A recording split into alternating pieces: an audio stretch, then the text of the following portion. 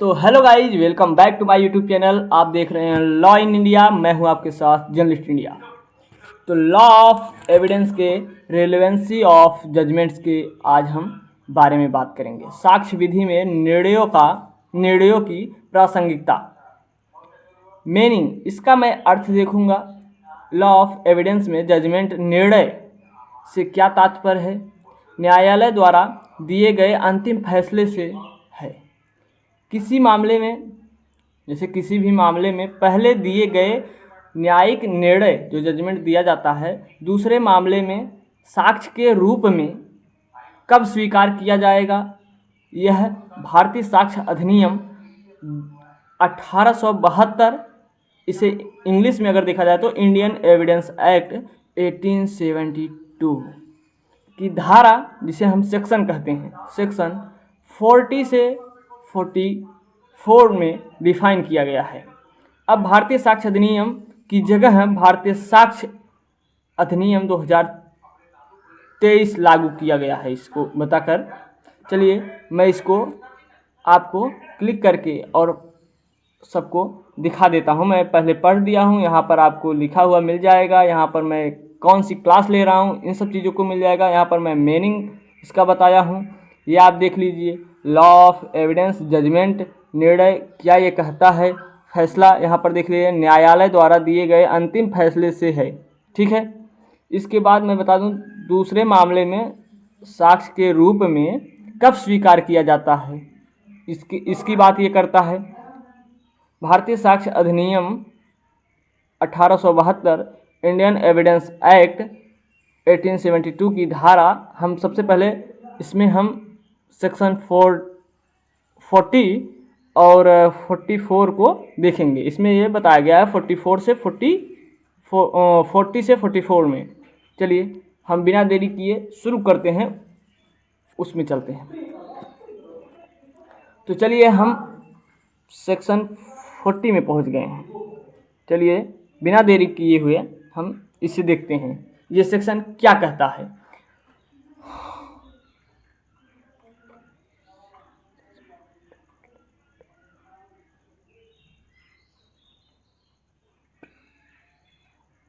Previews judgment relevant to bar a second suit और trial. मतलब ये क्या कह रहा है, पहले इसको देखेंगे हम। ये कह रहा है कि यहाँ पर पहले के निर्णय की प्रासंगिकता जब वह दूसरे वाद या मुकदमे को रोकता है। यदि किसी पुराने निर्णय के कारण किसी नए मुकदमे या ट्रायल को कानून द्वारा रोका जाता है तो वह निर्णय प्रासंगिक तो होता है। चलिए इसके हम एग्जाम्पल को देखेंगे। एग्जाम्पल क्या कहता है, यदि, पहले इसको हम पढ़ेंगे। यदि किसी व्यक्ति को किसी अपराध के लिए पहले ही बरी एक्यूज्ड किया जा चुका है, तो मतलब एक्यूज्ड किया जा चुका है मतलब बरी कर दिया गया है, तो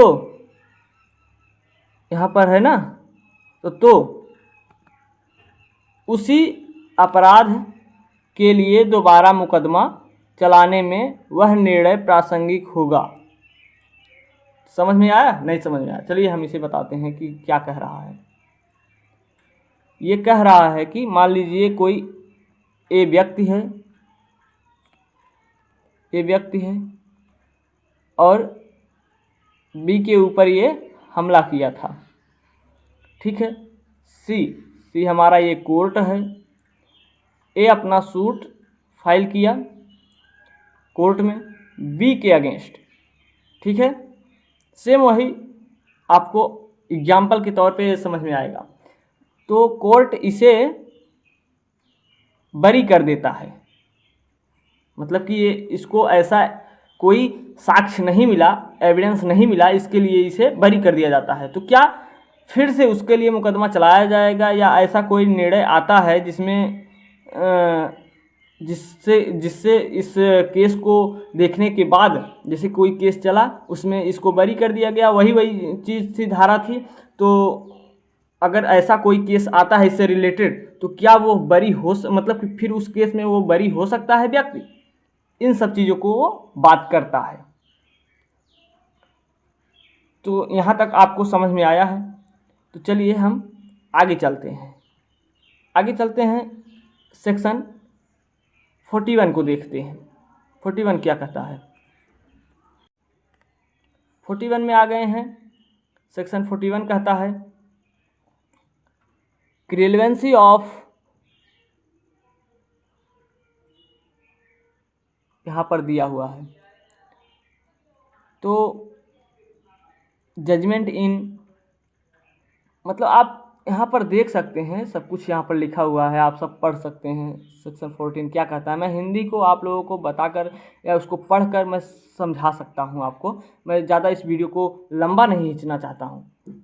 तो कुछ विशेष न्यायालयों के निर्णयों की प्रासंगिकता, ये बात करता है वे निर्णय जो किसी व्यक्ति की कानूनी स्थिति या अधिकार को निश्चित करते हैं, जैसे विवाह की वैधता, तलाक, उत्तराधिकार, दिवालियापन, वसीयत। ऐसे निर्णय प्रासंगिक और निर्णयों के परिणाम होते हैं। एग्जाम्पल देखते हैं यहाँ पर हम, किसी व्यक्ति के विवाह की वैधता पर दिया गया न्याय की निर्णय, मतलब कि क्या वैधता होना चाहिए, कितने दिन का होना चाहिए। जैसे कि हम विवाह विच्छेद पढ़े थे ना, हिंदू मैरिज एक्ट 1955, तो उसमें दिया हुआ था ना कि विवाह कितने वर्ष का, मतलब कि पति पत्नी होने चाहिए कितने वर्ष के,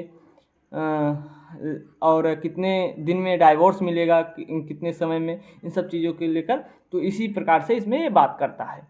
तो चलिए हम सेक्शन 42 को देखते हैं, judgment relating to matter of public nature, यानी कि ये कह रहा है कि सार्वजनिक प्राकृतिक के मामले से संबंधित निर्णय, ये बात करता है यहाँ पर।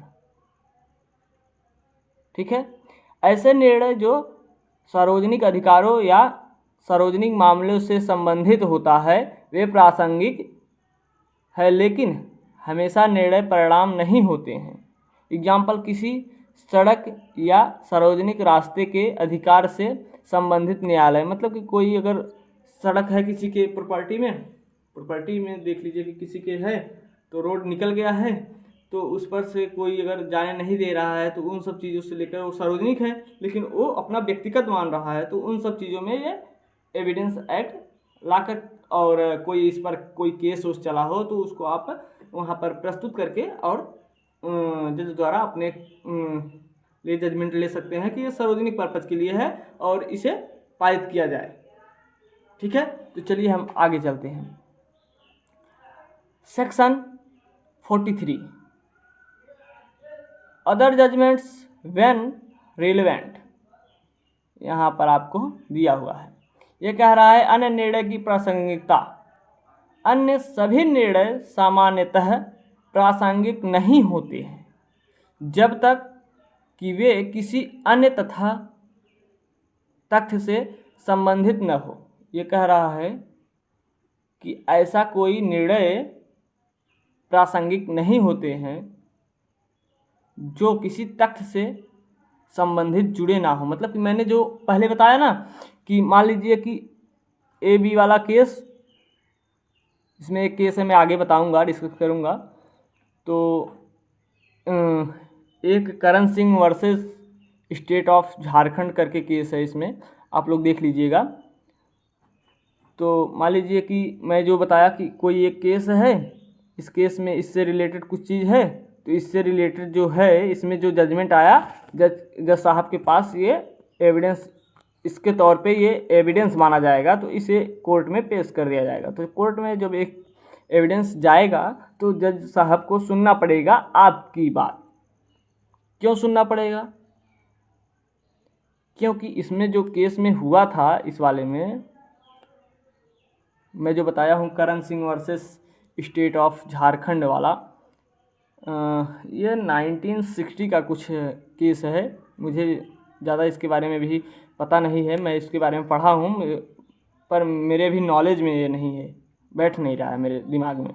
तो मैं आप लोगों को आगे एक केस बताऊँगा। तो चलिए, इस सब चीज़ों से आपको समझ में आया होगा, मुझे पता है। तो चलिए हम शुरू करते हैं सेक्शन 44 के बारे में। फ्रॉड और कलेक्शन इन, आप देख रहे हैं यहाँ पर ये लिखा हुआ है, फ्रॉड और collection in ऑफटिंग judgement.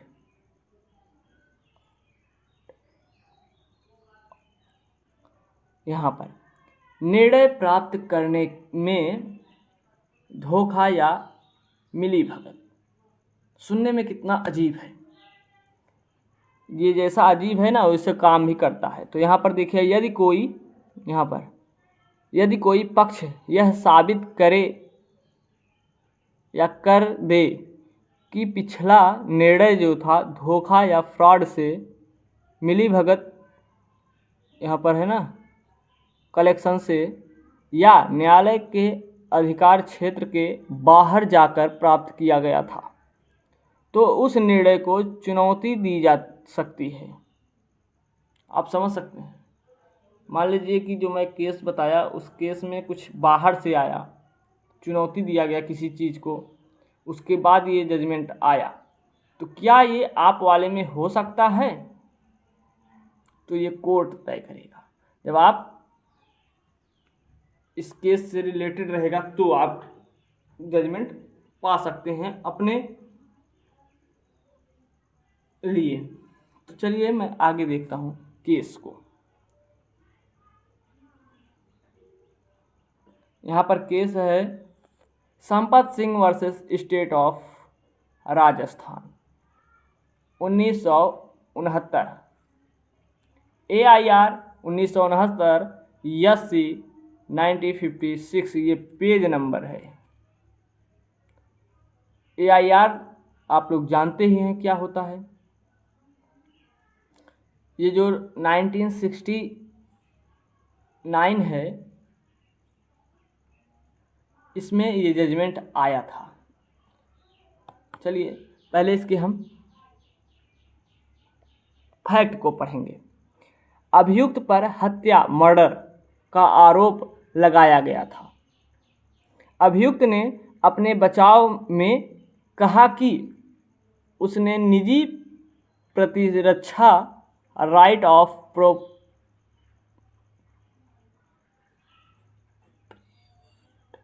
Right to prevent defence में कार्य किया।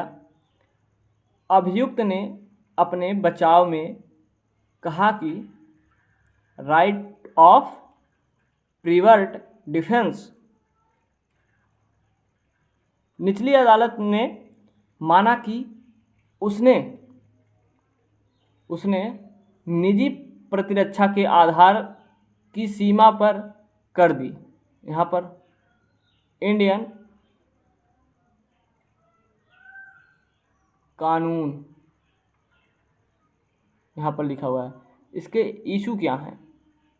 क्या अभियुक्त के बयान, स्टेटमेंट अंडर सेक्शन 342 CRPC के किसी भाग पर भरोसा करके उसे दोषी ठहराया जा सकता है?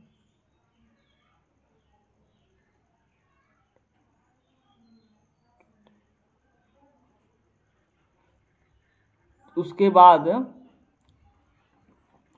एडवोकेट ने अपना जो एविडेंस था वहाँ पर प्रोवाइड किया, तो जज ने अपना जजमेंट दिया। यहाँ पर हमारा जजमेंट दिया हुआ है, निर्णय। सुप्रीम कोर्ट ने कहा अभियुक्त के बयान को पूरी तरह स्वीकार या अस्वीकार करना आवश्यक नहीं है। न्यायालय उसके बयान के किसी भाग पर भरोसा कर सकता है यदि वह अन्य साक्ष्यों से समर्थित हो। ये बता रहा है किसी साक्ष्य से अगर समर्थ हो तो न्यायालय इस पर विचार कर सकता है, अपना जजमेंट दे सकता है। तो ये